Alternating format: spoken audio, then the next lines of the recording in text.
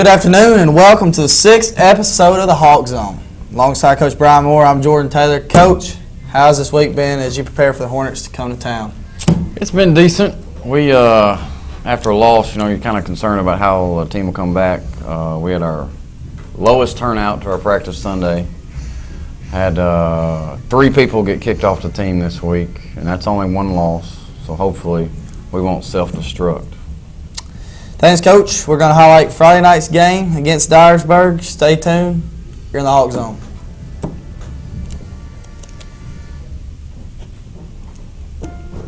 College life is all about discovery, discovering new opportunities, new ways of thinking and learning, discovering the latest in technology and innovation, a campus lifestyle that will mold you and help you develop into a well-rounded, successful individual. Start your next chapter in life here at UT Martin Jackson Center.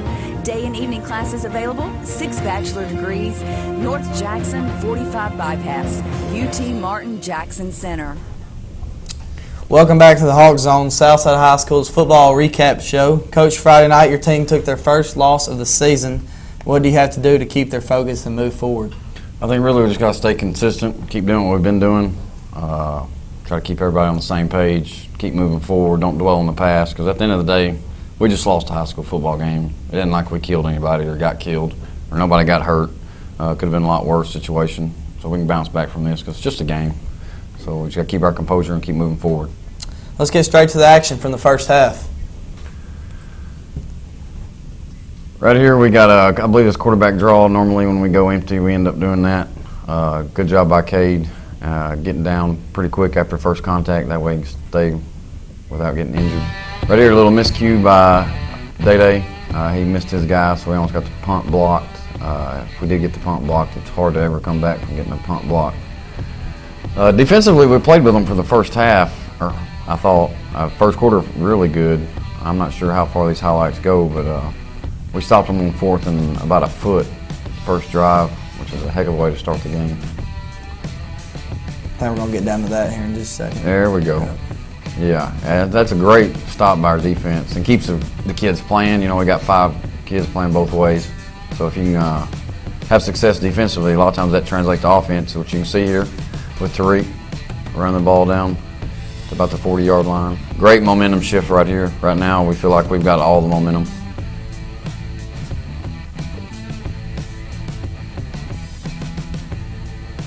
Okay, throwing the ball to open receiver. Great job there, just pitch and catch. He held the ball a little bit too long, but that happens from time to time. Back on defense with the fumble there, back to Southside. And we recovered it, so that's great. So we're +1 in the turnover margin right here. If we can just keep that margin up, we should be fine. Missed blocking assignment there. Cade got sacked. Leads to another punt here. Bad punt. Or better than that one, I guess. Yeah, it was decent. It's average. He's thinking a lot back there. Just glad he didn't. Good tackle by Lathan Ross, too. It was. He stayed focused. We're kind of concerned about him and his leg injury he had. They didn't throw it a whole lot on tape, but when they did, they always have that run option. Sometimes it's hard to stop. Tyreek again with this aggressive running. And as you can tell, we're running through them, not exactly like water every time, as you can see right there, but we're running through them pretty good. I know this is the second quarter, but we're moving the ball. If we can just keep it, heck of a focus there by Tariq. If we can just keep the ball in our possession and not give it up, fumble or interception, we would have been pretty good going in halftime. You like getting the ball to your athlete out there on the edges, too. Yeah, he does a great job. He's about one of the few people we got on our team that got a little bit of that wiggle that you like to see on Saturdays and Sundays, and we'd like to get him in open space when we can. Leading 6-0, you feeling pretty good at this point? Yes, we were. If we could get that 2-point play right after it and have all the momentum, would have been great. But definitely any lead at any time will be accepted by me for sure. Kickoff and Brandon Smith saves a touchdown.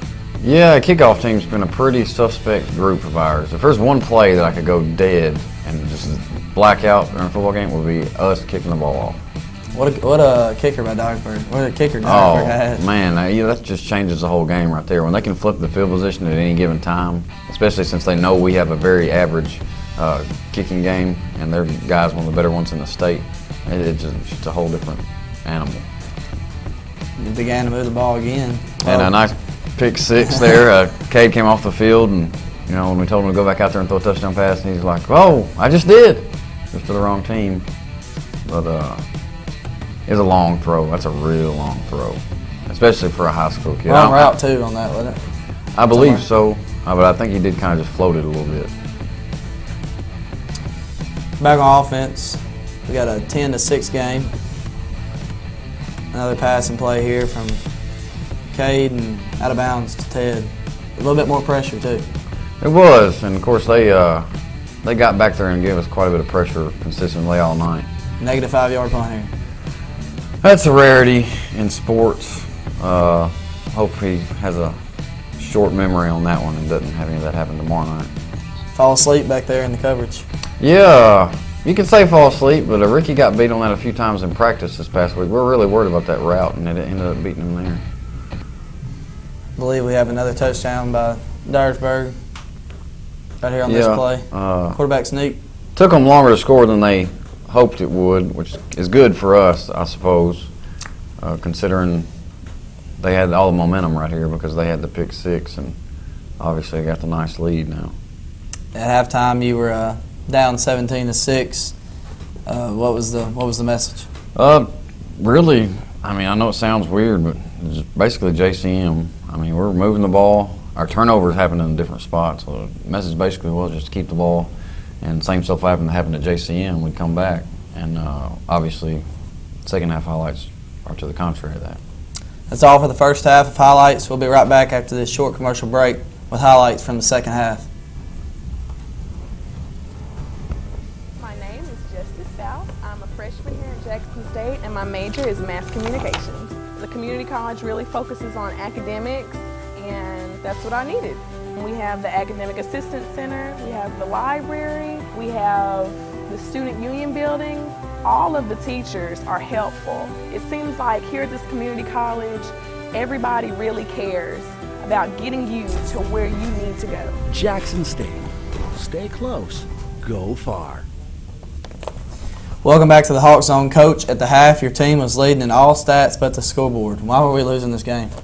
Just the turnovers occurred in the wrong spot. If you make a turnover down about to score, you give another team about 90 yards to score. We gave them a pick six for about 60 yards where they scored instantly. We also turned the ball over deep in our own territory, which gave them a quick score. And you can't have that and expect to maintain the lead no matter how many stats you have. It did get out of hand a little bit in the second half. It did. And again, kids' mindset, because I know I've said it over and over, and I finally had somebody quote me in the paper. At the end of the day, they're 14, 17-year-old kids. So momentum swings at high school level are major. So when you got a defense that can't stop a team, that's just going to translate to the offense. And when the offense can't hold on to the ball, that'll translate to the defense because of the fact that you got about 5 or 6 players playing both ways. It's just hard to maintain any consistency there. Let's get straight to the second half action.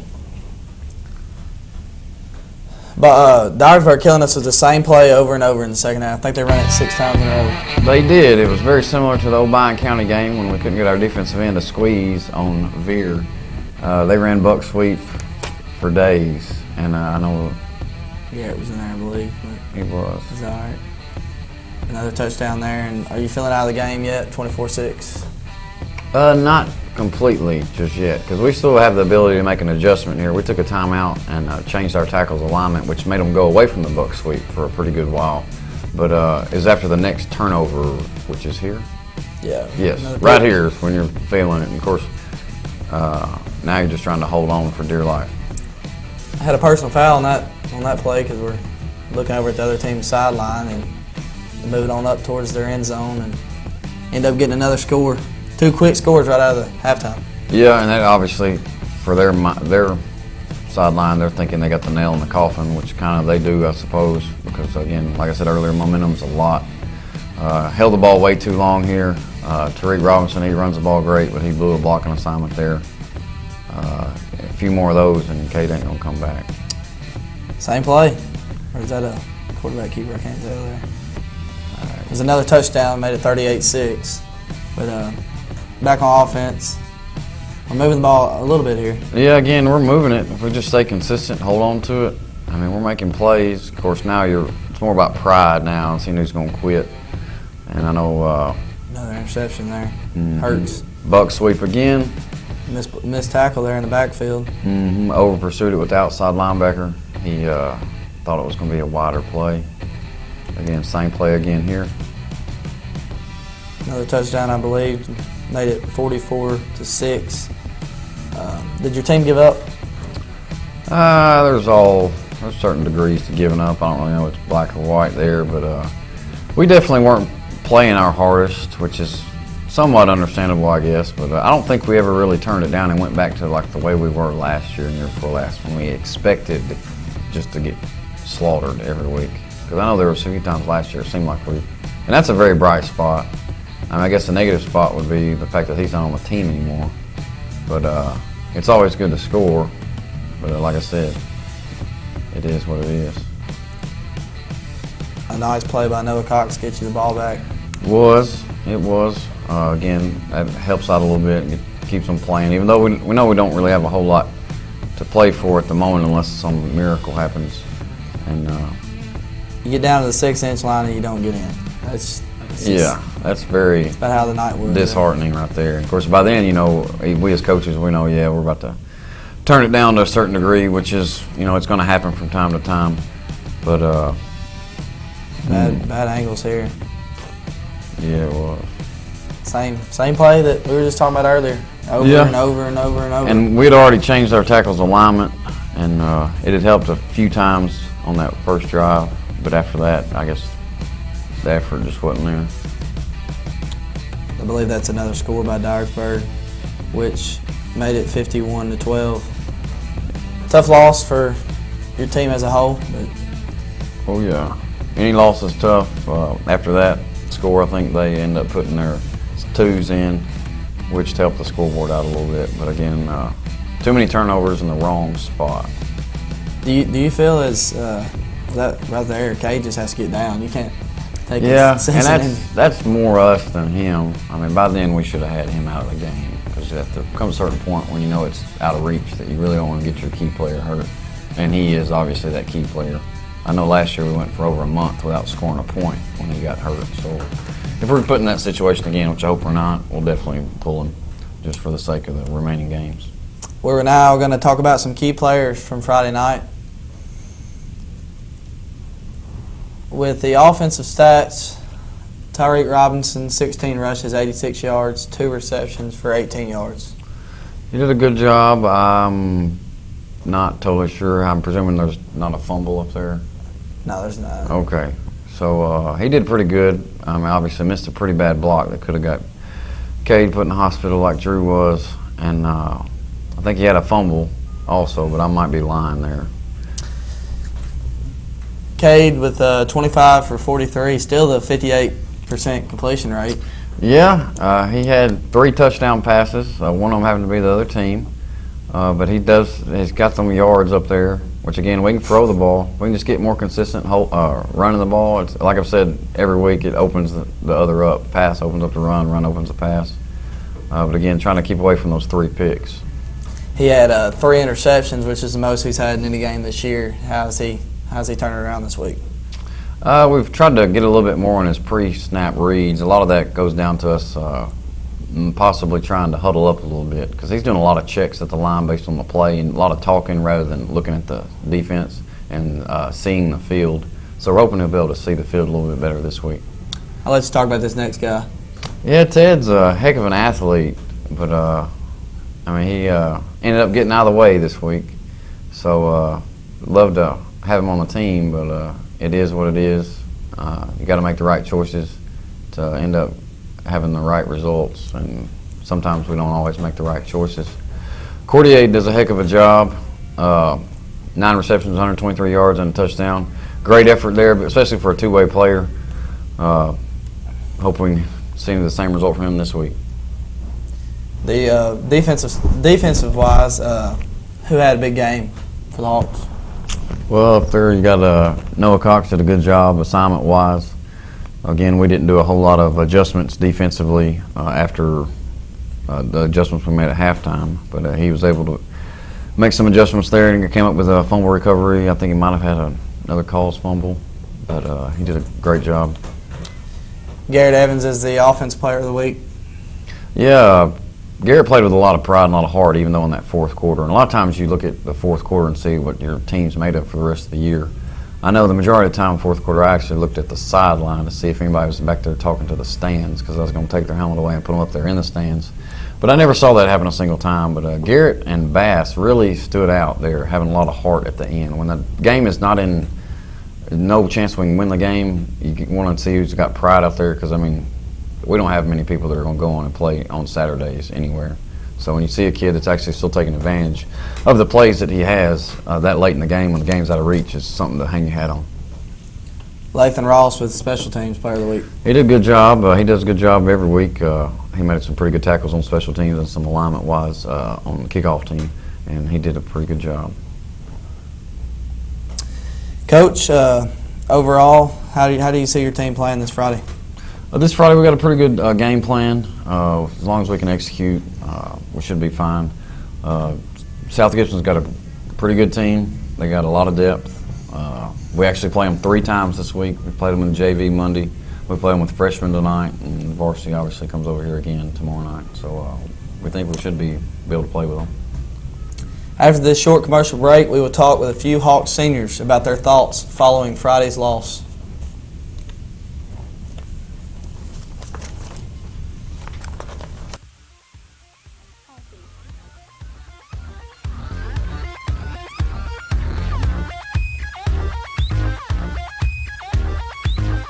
Artistic.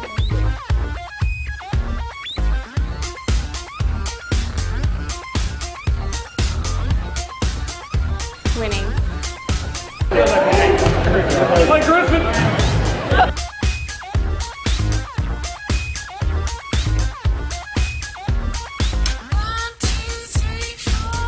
Knowledge.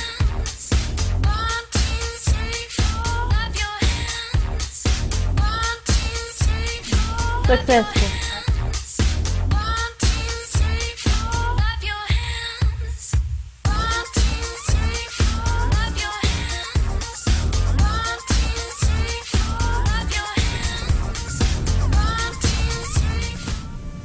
Welcome back to the Hawks Zone. I talked with a few seniors this week following our first loss Friday night.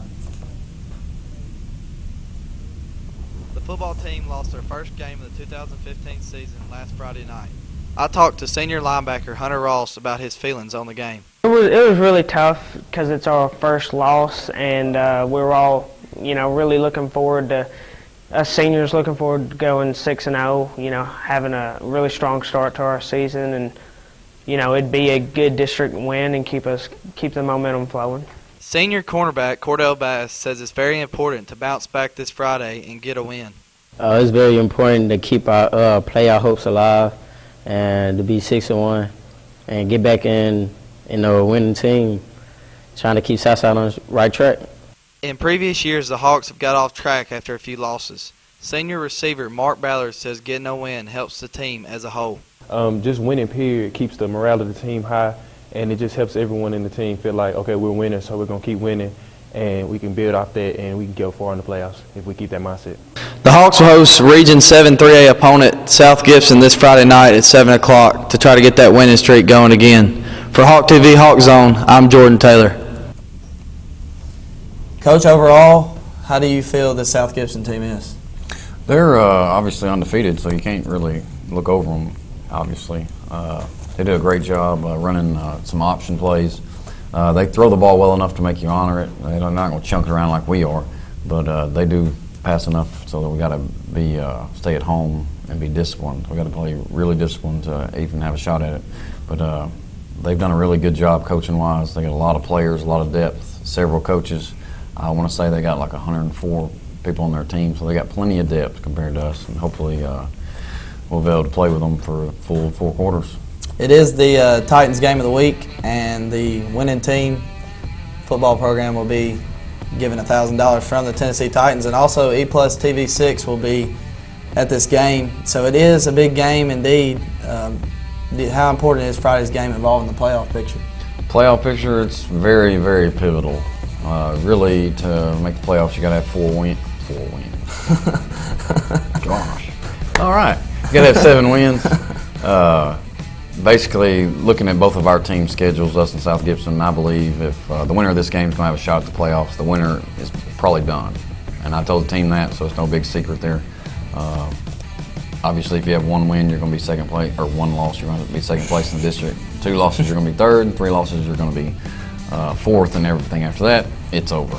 So I think if we don't win, we will not have a shot at the playoffs. And if we do win, then we'll still have a shot at being in the hunt. But if we do lose, we can still make the playoffs. But we'll need a whole lot of help. And I hate counting on other people because they're not nearly as reliable as we are. So I'd like to keep the ball in our court and control our destiny rather than wait on a bunch of people to upset a bunch of people. Do you think they have the advantage being that they did have a bye week last week? Yes and no. All depends. Some bye weeks are a good thing. Sometimes they're bad. I know a lot of teams in the lower divisions, 1A for sure, they do bye weeks for the playoffs. And I've never talked to a single coach that liked the idea of the bye week. They all feel like that it creates a lull and it's hard to bounce back from it as long as school's in session. Now, if the school is not in session, I've heard the coaches really like the bye week, which is what ours is going to occur next week. So I do not think it'll help them a whole lot. I mean, they're still a heck of a ball club. So. Well, Coach, thanks for your time. We'll see you back next week for highlights of Week 7 of the high school football season. Good luck and go Hawks. Go Hawks.